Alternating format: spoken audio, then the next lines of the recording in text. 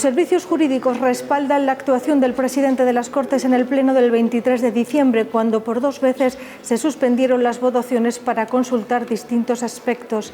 PSOE y Ciudadanos aseguraron que Pollán había incumplido el reglamento. El Partido Popular ha iniciado con el PSOE una ronda de reuniones para consensuar la renovación de las instituciones propias. Tanto el Procurador del Común como los presidentes del Consejo de Cuentas y el Consultivo han concluido ya su mandato y el del CES está a punto de vencer. Su renovación requiere de una mayoría reforzada de 3/5. De este y otros temas hablaremos con Pablo Fernández, portavoz de Unidas Podemos, en nuestra ronda de entrevistas con los portavoces de los partidos con representación en las Cortes. El Consejo Económico y Social pide al presidente de la Junta que mantenga el Servicio de Relaciones Laborales con financiación pública y que valore las implicaciones legales que pudieran derivarse de su extinción. Ahondaremos en este asunto con el responsable del informe elaborado por el Consejo.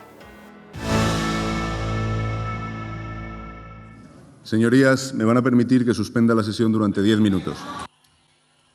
Señor presidente, no se puede interrumpir una sesión plenaria en mitad de una votación. Lo impide expresamente el reglamento de las Cortes. No se puede. Son las imágenes del pleno del pasado 23 de diciembre, cuando el presidente de las Cortes suspendió por 2 veces la sesión durante las votaciones del proyecto de presupuestos. Esta semana, los servicios jurídicos de la Cámara avalaban esa actuación. Los letrados de las Cortes creen que estas 2 suspensiones ni impidieron ni obstaculizaron el derecho de los procuradores y los grupos parlamentarios a participar en el debate y a votar, por lo que concluyen que la presunta vulneración del artículo 84 del reglamento, que prohíbe interrumpir las votaciones, carece de consecuencias jurídicas.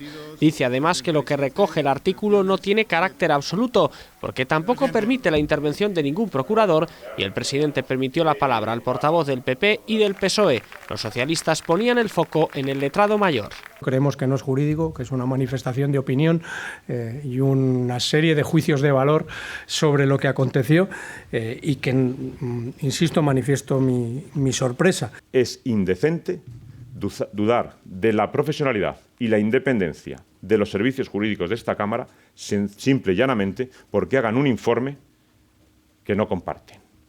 Sobre la primera interrupción para estudiar una posible votación por llamamiento, los servicios jurídicos entienden justificada la suspensión para analizar una petición que se produce en ese mismo momento. Si la persona que debe velar por el estricto cumplimiento de las normas puede infringirlas, puede conculcarlas, puede vulnerarlas, se las puede saltar cuando le venga en gana, esto hace de las Cortes una dictadura o el salvaje oeste.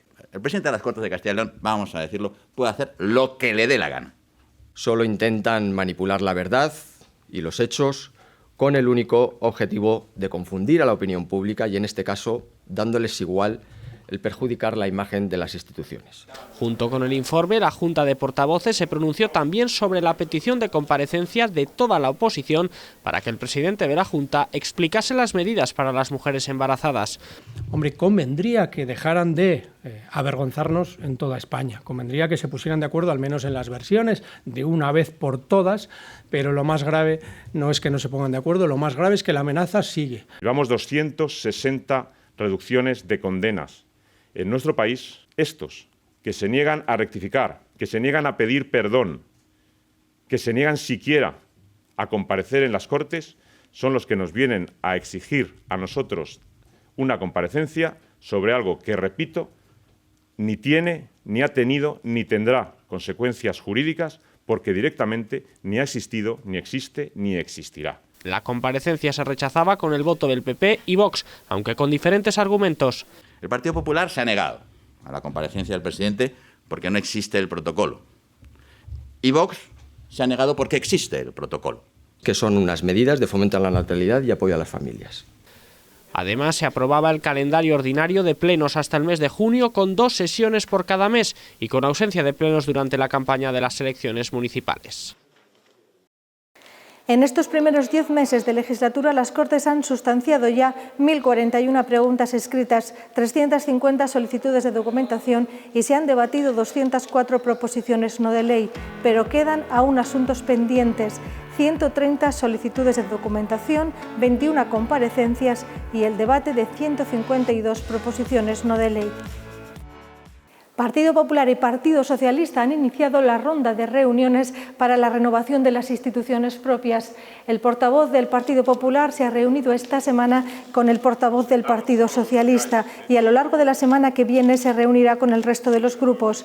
Ambos han coincidido en que la renovación debe producirse con un amplio consenso y de forma ágil, y ambos han puesto de relieve el trabajo realizado por los actuales presidentes de las 4 instituciones propias. También hay ya valoraciones del resto de los grupos.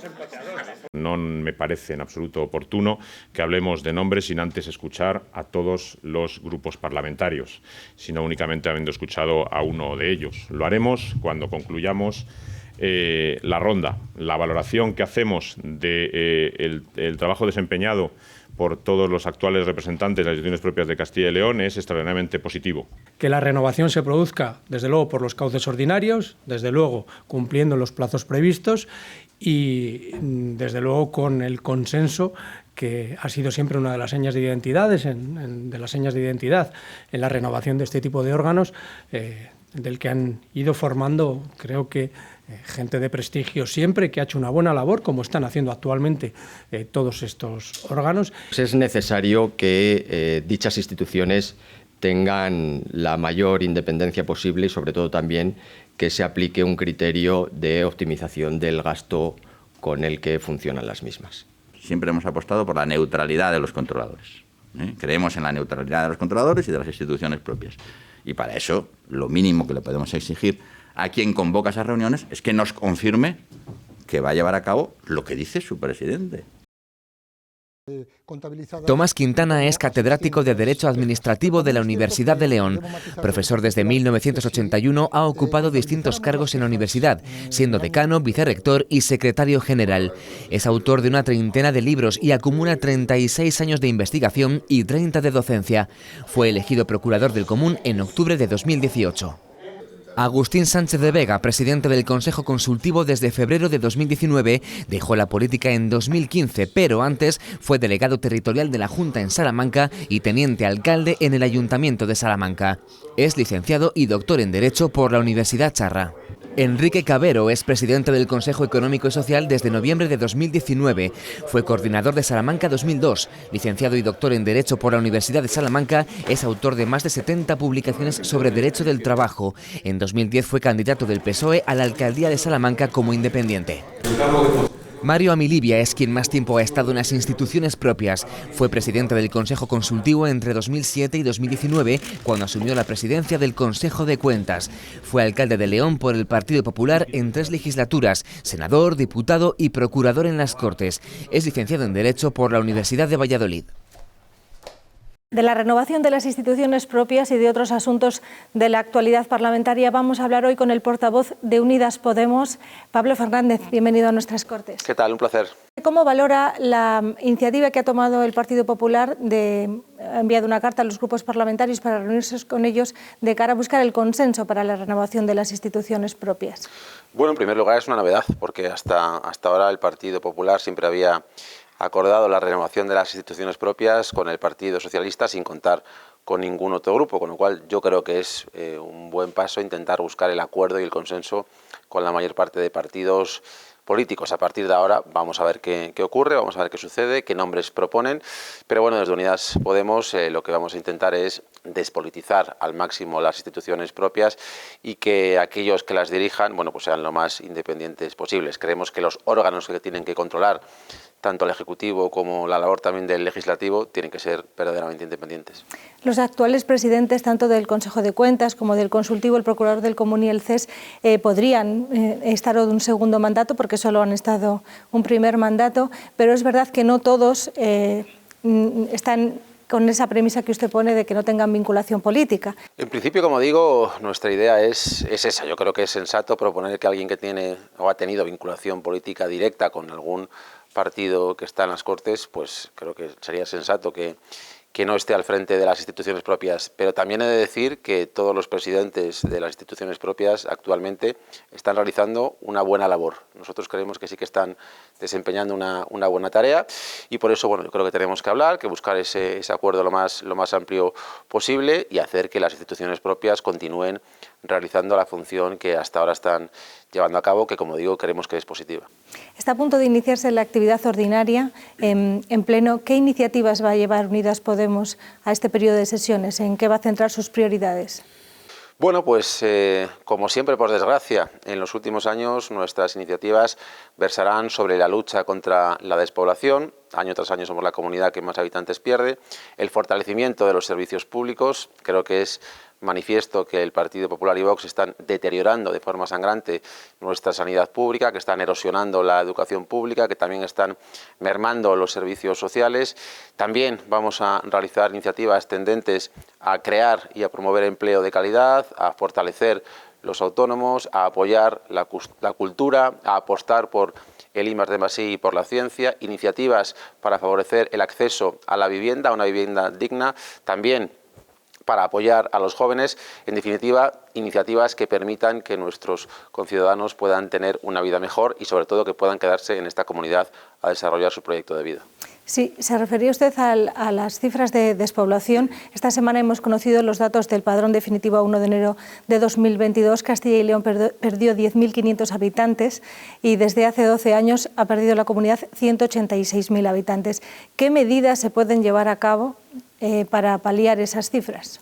Bueno, lo que es incontrovertible es que año tras año somos la comunidad que más habitantes pierde. Ahí, como bien decías, están los datos oficiales y lo que hay que hacer es un giro copernicano, un cambio radical respecto a las políticas que ha llevado a cabo el Partido Popular, que se han traducido en esa flagrante despoblación. Creemos que, en primer lugar, apostando por un fortalecimiento de los servicios públicos, por llevar los servicios públicos al conjunto de la comunidad. No puede ser que el medio rural, por ejemplo, esté discriminado en cuanto a servicios públicos, en cuanto a consultorios médicos que están cerrados, en cuanto a centros educativos que no existen.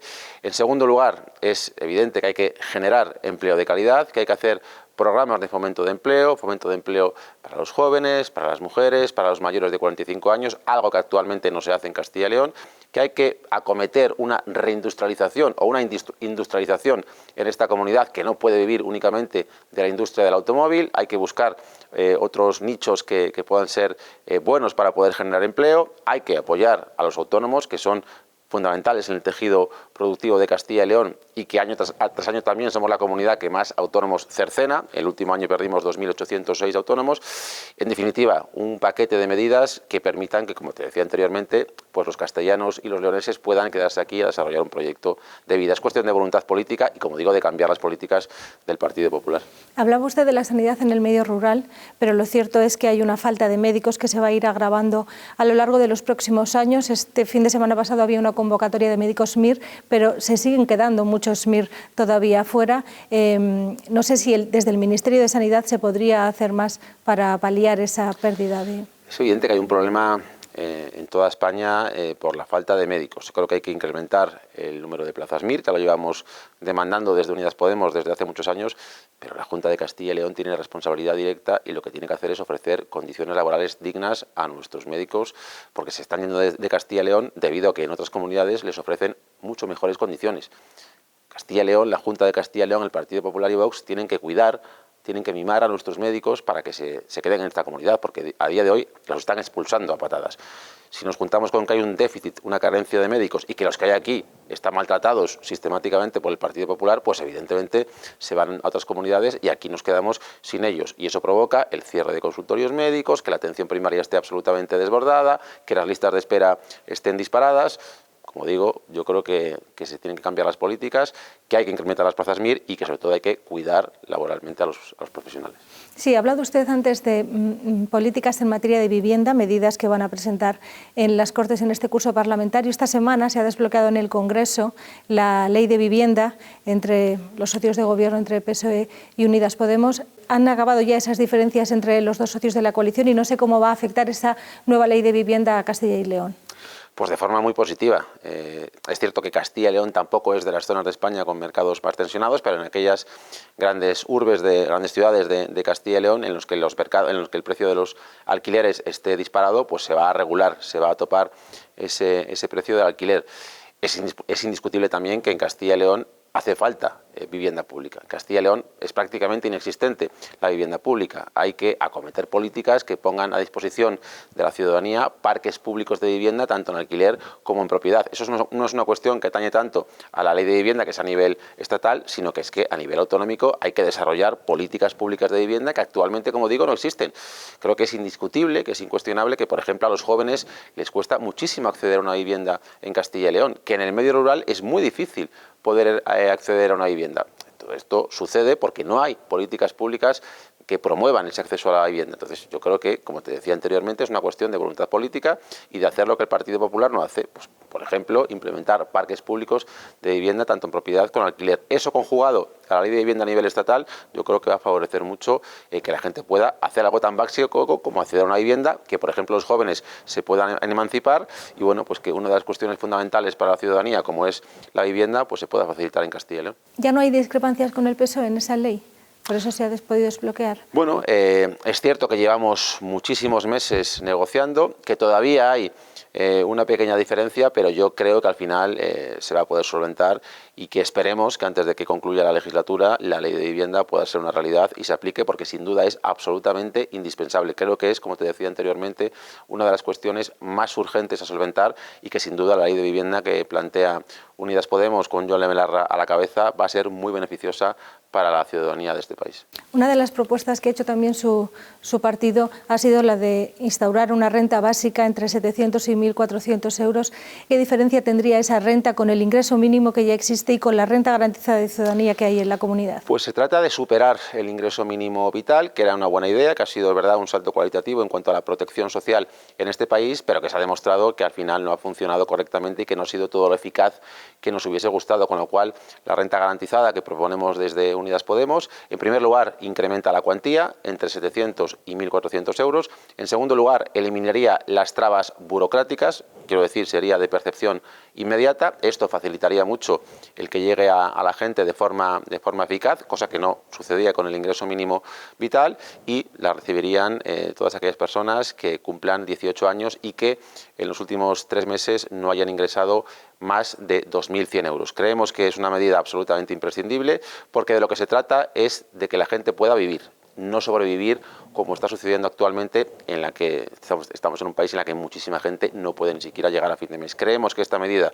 conjuntamente con otra, como por ejemplo la de topar el precio de los alimentos básicos de la cesta de la compra, va a ayudar a que nuestros conciudadanos puedan vivir de forma más digna y de forma más desahogada. ¿No temen que esa medida pudiera desincentivar la búsqueda de empleo o va a haber unos requisitos? No, porque es compatible con el trabajo.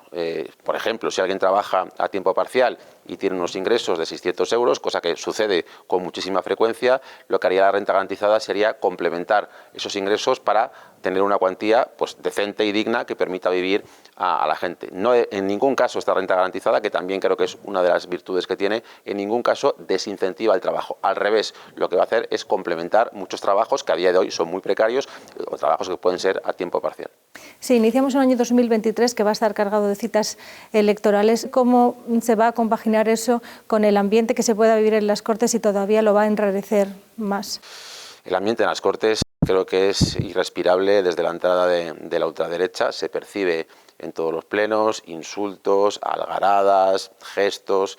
Bueno, nosotros, como te decía, vamos a seguir haciendo política desde lo propositivo, haciendo propuestas que puedan mejorar la vida de la gente e intentando pues esquivar las provocaciones y los insultos de la ultraderecha, que por desgracia cuentan con el parabién y el beneplácito del Partido Popular.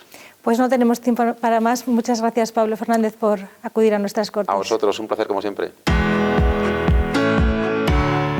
El Consejo Económico y Social pide al presidente de la Junta que mantenga el SERLA, el Servicio de Relaciones Laborales, con financiación pública a través de alguna otra consejería, ya que la de Empleo lo rechaza. En un informe elaborado a petición propia, advierte además de las consecuencias de si se extingue.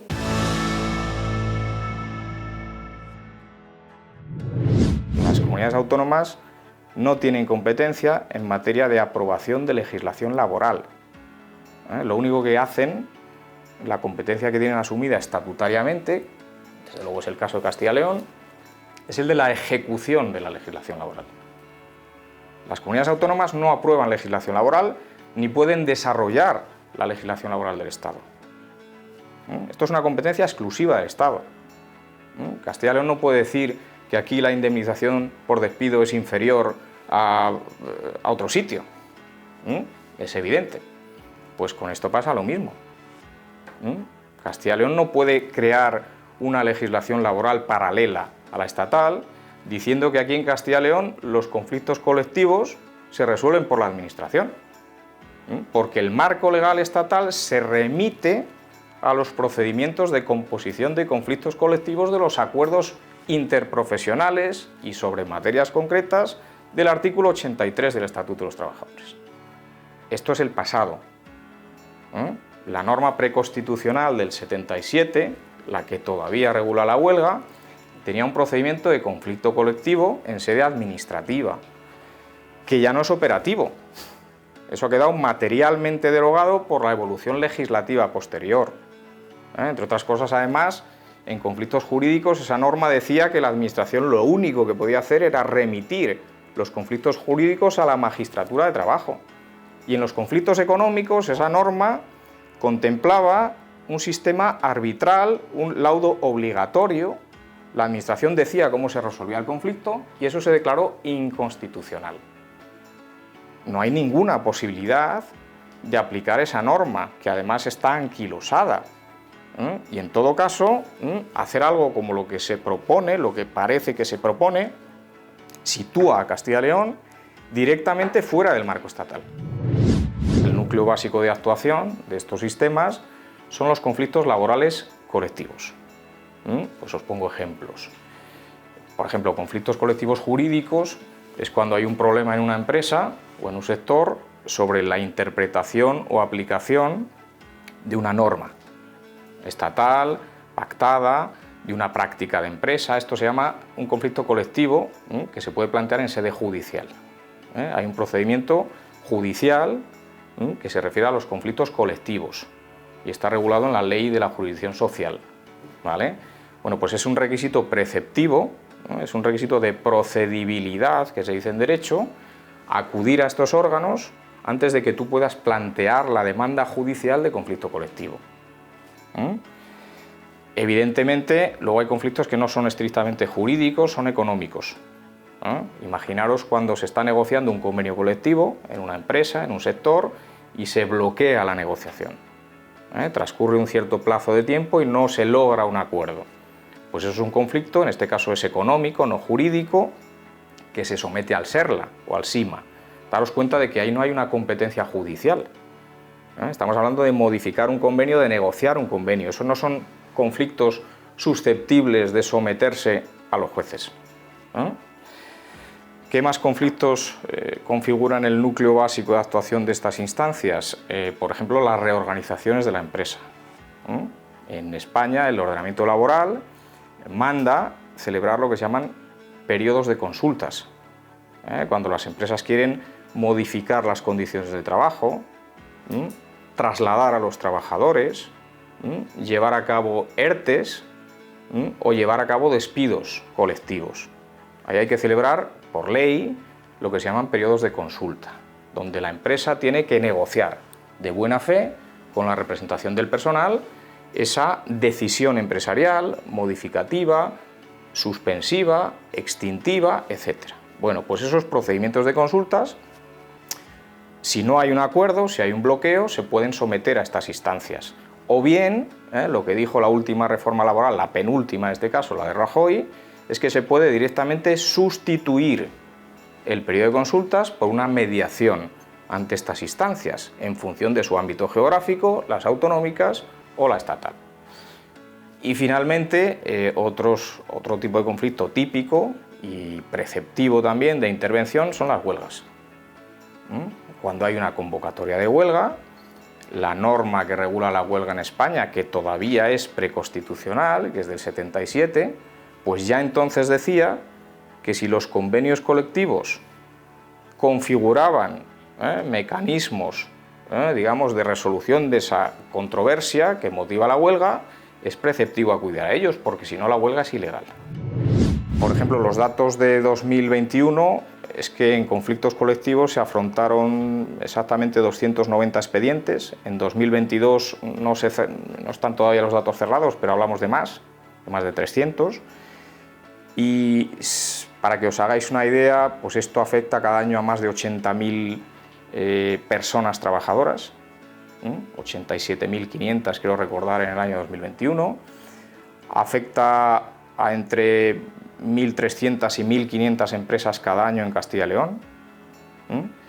Y también me gustaría subrayar otro dato. En Castilla y León, según los datos oficiales, que están en la memoria del CES estatal, el SERLA tiene un índice de éxito de acuerdos 10 puntos por encima de la media nacional. Es decir, en el SERLA, hasta el 42% de los procedimientos de composición de conflictos colectivos, hasta el 42% finaliza con un acuerdo.